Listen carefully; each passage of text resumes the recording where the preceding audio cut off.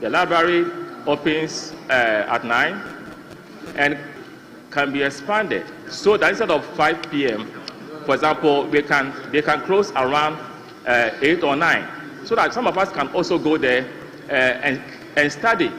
Because 24-hour economy, the library can even do 24 hours. So I'm just suggesting to my revered leader that for the sake of some of us who don't have the luxury of reading in our offices, to make use of the library. This is a request. My other issue has to do with the lift, which is not functioning properly, and it's not helping us. Because at times, those of us on the 11th floor, if the lift is not working, you have to walk and look at the level. I mean, it is so troubling. My last issue has to do with the microphones in the committee rooms. At times, it's also embarrassing that you are holding meeting in the rooms and you struggle to even speak into the microphone. So I think as a matter of urgency, we should get them fixed. It even affects our image. You have guests and they're not functioning, they're not working, and the image out there, Mr. Speaker, is not the best. So I want to put this before the House. Roxanne, thank you very much. Let me raise my issues. Honorable Sanja Nanja. What is that? Oh, are you done? Let me raise my issues. Honorable Kinsilinyako, are you done? Address the chair. Respect, I'm done. Thank you. Honorable Sanja Nanja.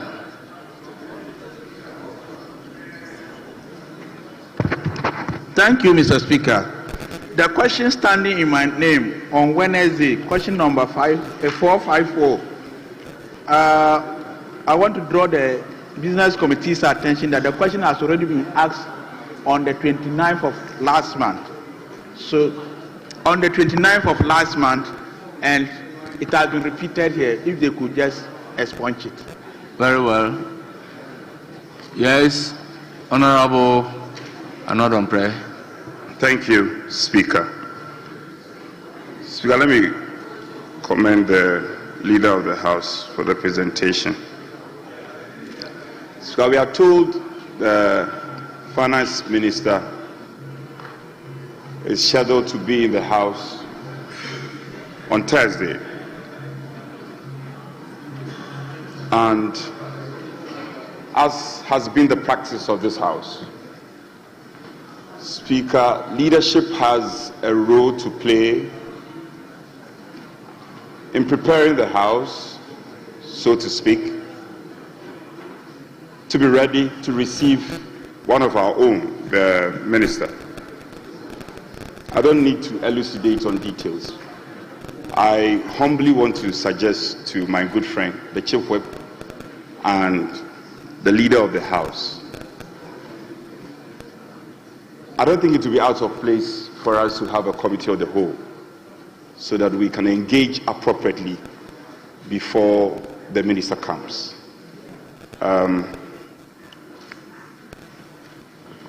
Speaker, I've seen the advertised questions, 28 questions.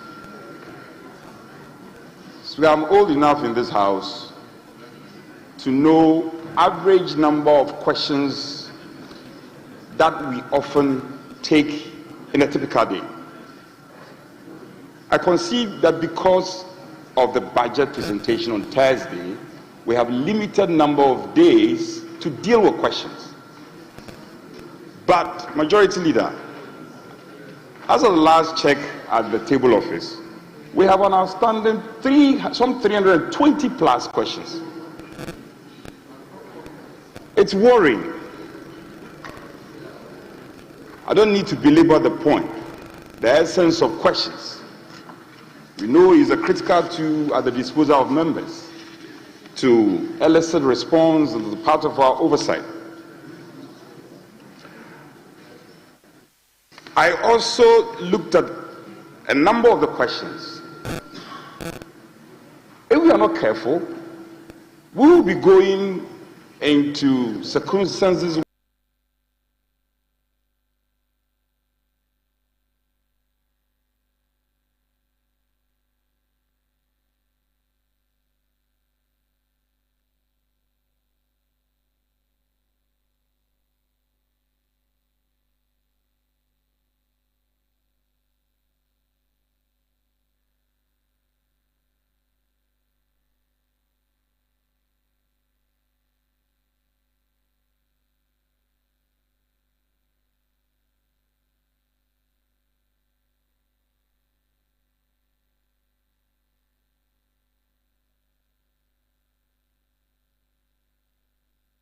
these questions outlive their usefulness.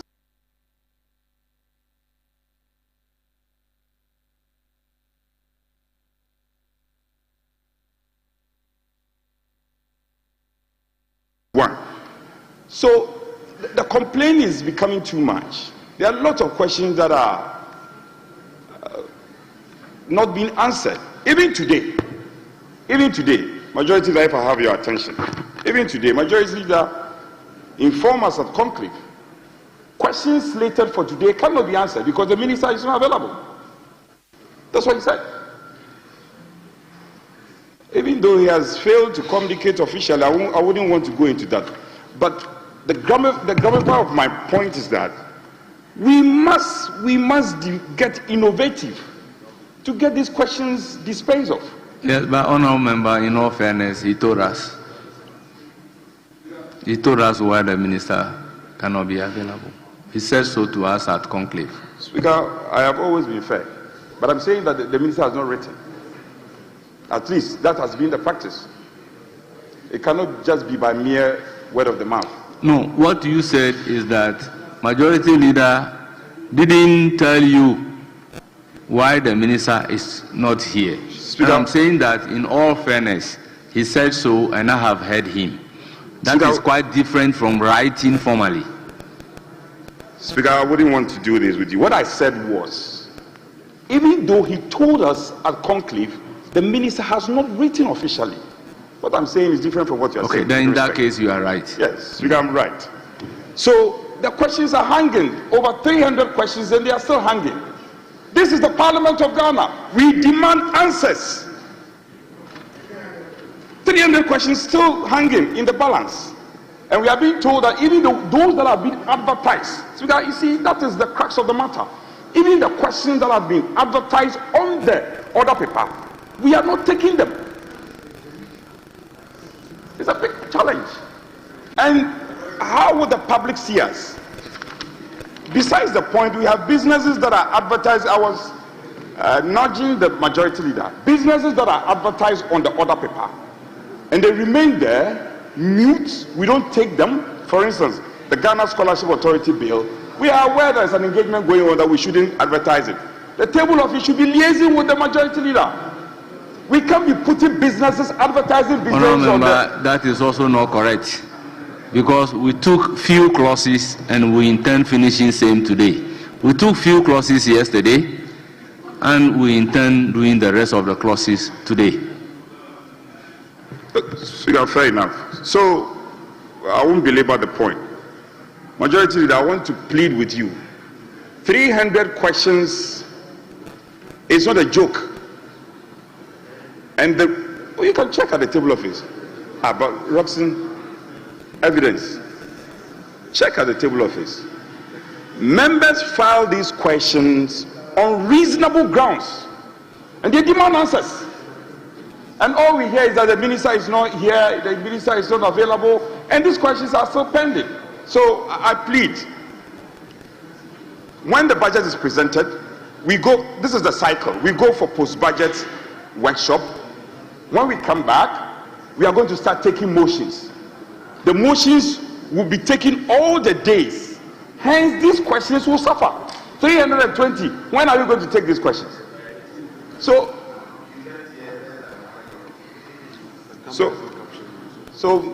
Majority Leader, you are a fine gentleman, but the way sometimes you trivialize some of these things, questions. We cannot compromise. We on the side. Yes, but as a member of the business committee, having regard to the volume of the questions, you can suggest it at the business committee to increase the number of questions that are supposed to be taken a day. So I'm happy you made this suggestion. And that also brings another matter in wake. Yes, but you are part of the business committee. So you are supposed to be part of the document being presented by the chairman of the committee. The records will reflect that I've been on leave. I've been on leave for some days. So I wasn't at the business committee. But so get in touch with your colleagues and let's do the needful. Even if there is always afterthought. If I'm not able to raise it at the business committee, nothing bars me from raising it on the floor. Yes. So It's a fact. And so another matter that is pending is that the table office is being told by the majority leader that they should seek the availability of the minister before questions are programmed. That is wrong against our practice. You can't do that. We can't do that. The table office goes through a certain motion and they give notice to the ministers. The ministers, where they cannot appear, they must write formally to us. So we have over 300 questions. We are not answering the questions. All of them are being deferred. Those that are even being advertised on the other paper, we can't take them. And but you just told us that you took leave. So would it be fair to program a minister to come and answer a question whilst on leave? Speaker, I think that I will not take this matter beyond a certain level. And I'm not being a litigant. So I'm saying that I have sat there. They were here. In fact, the majority leader, I can point his seat to you. He sat around this area. And he, my friend, Roxon, was there. And then we had a Ablakwa here. And then the speaker himself was also here. No, speaker was here. Speaker, oh, sit down. Speaker, the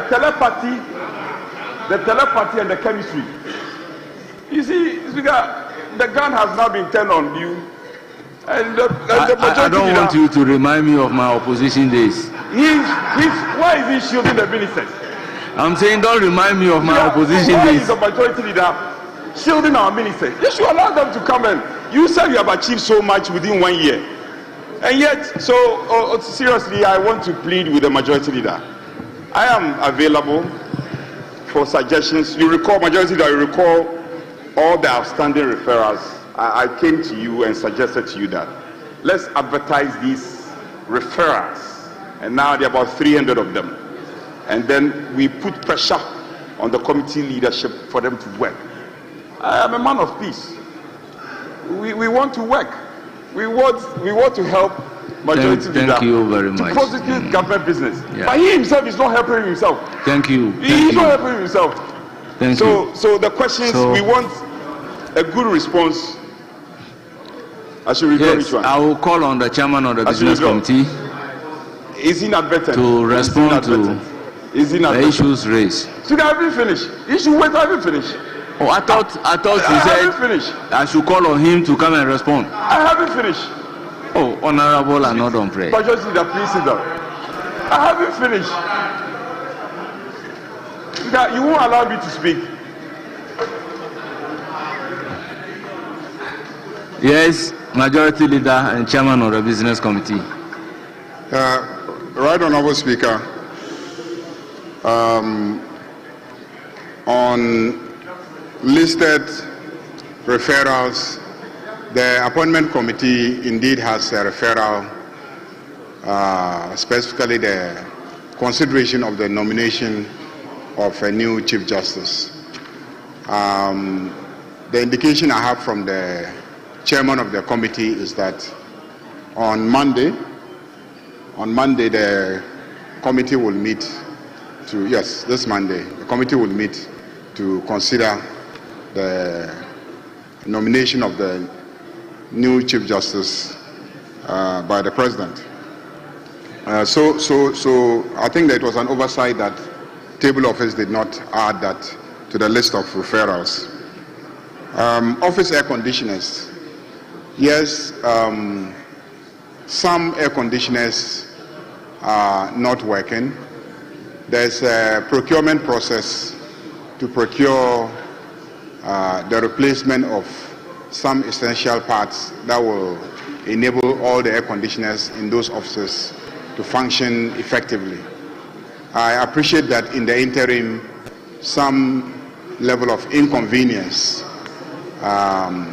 is being suffered by members whose air conditioners are not working. And so I want to assure you that we'll expedite the procurement process so that they can expeditiously address that problem. in the interim, I think we will take on board your proposal for extending the closing time of the library. That's a matter that I will take up with the clerk of Parliament, if they can extend the closing time of the library. And I also heard one of our colleagues for Nalerugu raise the issue of air conditioners being the reason for absenteeism. I have been in this house long enough. What you see now as offices are actually recent additions to this parliament. I'm sure Nitiwo will recall that in the days when he was a whip, we didn't have offices. We didn't have offices, and yet we came to this house and we sat in this chamber and we prosecuted our constituents' business and government business. So I do agree with you that we need to urgently fix the air conditioners, but the challenges with your air conditioners cannot be grounds for not showing up. If we publicly indicate that when air conditioners in our offices are not working, we should stay away from our work. And our work, in addition to sitting in the office, is actually being in this chamber and prosecuting our constituents' business and government business.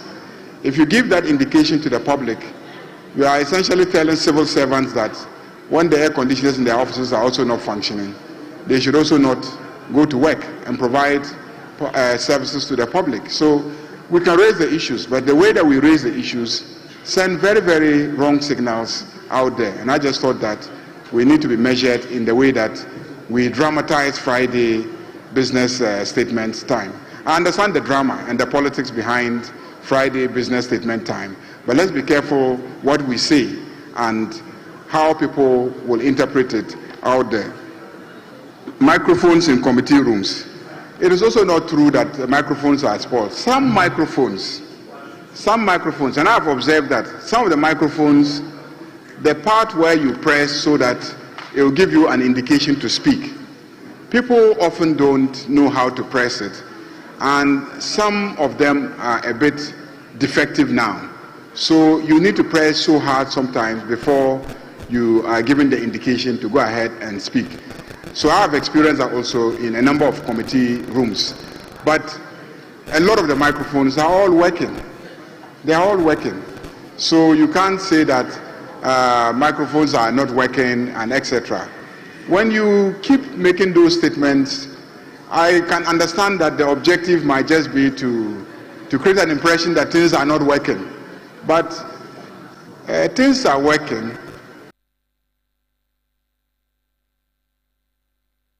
As we speak,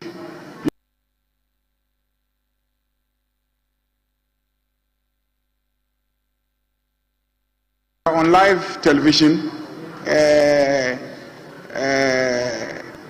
year ago, were you on live television anytime that you were sitting in this chamber? So things are working. There are improvements. Let's acknowledge the improvements. Let's acknowledge that things have gotten better, and then we can move on. I also noted that a colleague raised the issue of question number 454, which is a question that has been asked already but has been repeated. So the table office should take note that question number 454 has been asked and repeated. I also agree that we should consider having the committee of the whole meeting on Tuesday in preparation for the budget presentation on Thursday, and also the issue of questions. I think that we need to put the issue of questions in proper perspective. Our own standing orders are very clear on questions. Order 77 says that 77.2, question time shall ordinarily not exceed 1 hour. Question time shall ordinarily not exceed 1 hour, except that the speaker may permit a question after the expiration of the time stated. So the clerks in the table office have to be measured in terms of the number of questions that can be asked in any given day in order to fit into the 1 hour time that the standing orders dictate must be the time allocated for question time. And so that could influence the number of questions that can be asked any given day. But even then, the records do not bear out what the minority chief whip indicated, because yesterday alone, I think we had over 16 questions asked. Yesterday, when we came to this chamber, 16 questions were asked yesterday. 16. And if you go to the previous, votes and proceedings, you will see that averagely, unless a minister doesn't show up for some good reason, averagely, we have about 16 questions asked. And we always exceed the time allocated by our own standing orders for asking questions. And when we brought in the question of making sure that the table office reached out to ministers directly when scheduling questions, is to make sure that the ministers are aware that they have been scheduled. Because at the business committee meeting, you were not there, but your colleagues were there. I don't know if were you there that day? You were there. So if you were there, you will understand the context in which the issue was raised. Because there was complaint that ministers don't show up to answer questions. And you raised it during business statement time. So at business committee meeting, I raised the issue with the clerks that there is complaint in the chamber that ministers don't show up to answer questions. Do you normally ensure that the minister is aware that they have been scheduled to answer questions on those given dates? I asked the clerk, and the clerk said, oh, there is a scheduled officer that I deal with in the ministry. So I said, no, the scheduled officer may also not be communicating to the minister. So if you do that and the minister is not aware, he will not show up. And if he doesn't show up, members will raise the issue of ministers not attending to Parliament to answer questions. So henceforth, make sure that when you are scheduling a minister, you actually ensure the minister is aware by calling the minister, because they have the numbers of the ministers. How the scheduled officers are not the ones that Parliament is calling upon to come and answer questions. So if you call a scheduled officer and you don't call the minister, and you come and complain that the minister has not shown up to answer a question, is he the one that you informed about the question? So the issue is, and I told her that if you can't reach a minister, my job as leader of government business is to make sure that I help you to reach that minister. Is that not what I said at the meeting? So if you can't reach a minister, you can reach me, let me know, I will make sure I reach that minister. So there and then, I said, let's try it today. So in the presence of all members of the committee, we called the ministers one after the other. Some actually did not know that we had scheduled them to answer questions. And some indicated that the date that we had scheduled, they were unavailable. So we shifted and then, rescheduled those who were unavailable on the dates. And that became her example. And since then, I always ask her, and she indicates that she is able to reach the ministers. And I indicated at conclave that the minister may not be able to attend today. It doesn't mean that the question may not be asked today, because the minister has sent his deputy, and so I'll ask for permission from the speaker so that the deputy will answer the question. Mr. Speaker, this issue about conferring with ministers in order to schedule their questions being misrepresented, that I am shielding ministers, is clearly wrong. Mr. Speaker, again, let us get back to Order 77. Order 77.3 says that a minister, a member, or the head of an independent constitutional body shall not take more than 3 weeks, upon receipt of a question from the House to respond to the question. So a minister can tell you that he will answer the question in the second week. He can also tell you that he will answer the question in the third week. But he cannot take more than 3 weeks. So the right of ministers within the 3 weeks to determine the schedule is also protected by the standing orders. So you can't say that he must come the first week. You cannot, because your own rules tell him that he has 3 weeks to answer the question.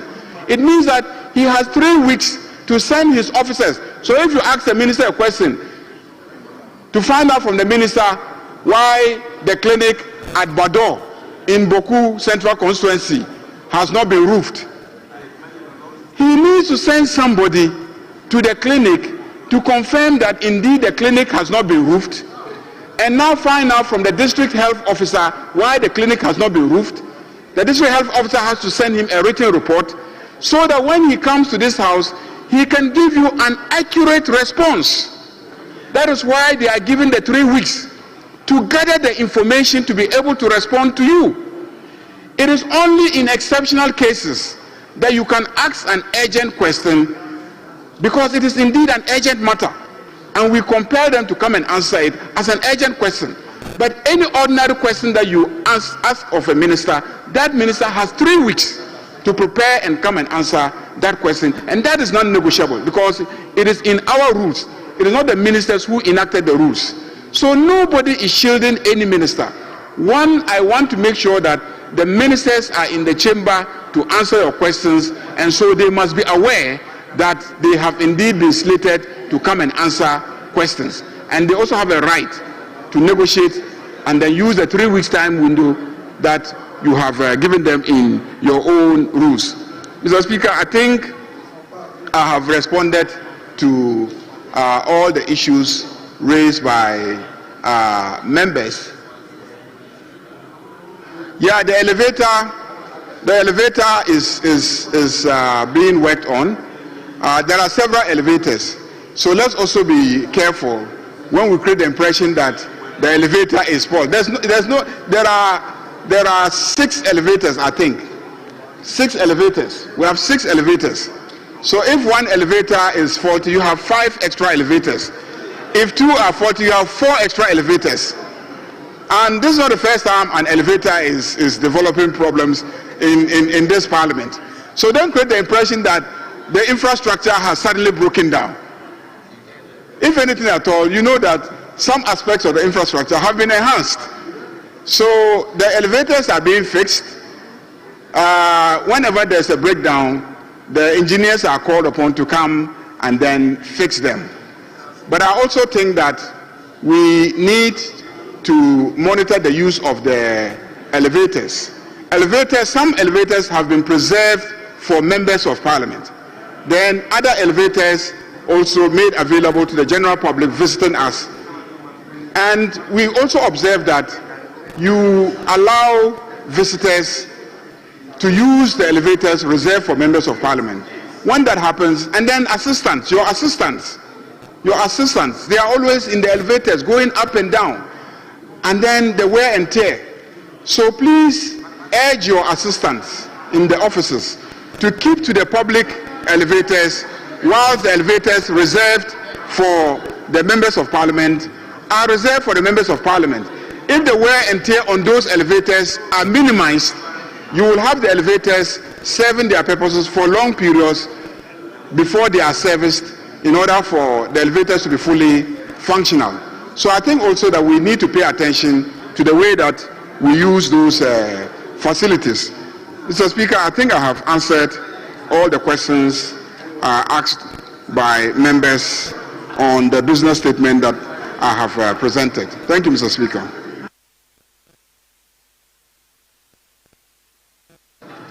Yes, Honorable Speaker, Deputy Honorable Minority Whip. Speaker, I thank the leader for his response. And Speaker, let me say for the records, my earlier submission was not, was not to interpret 77.3 in my own understanding. In fact, 77.3 is clear. But I want to put on record that the respected majority leader should check from the table office the outstanding questions vis-a-vis the ministries who have been communicated to, and look at the time elapsed, whether they don't stand in default of the 3 weeks provision.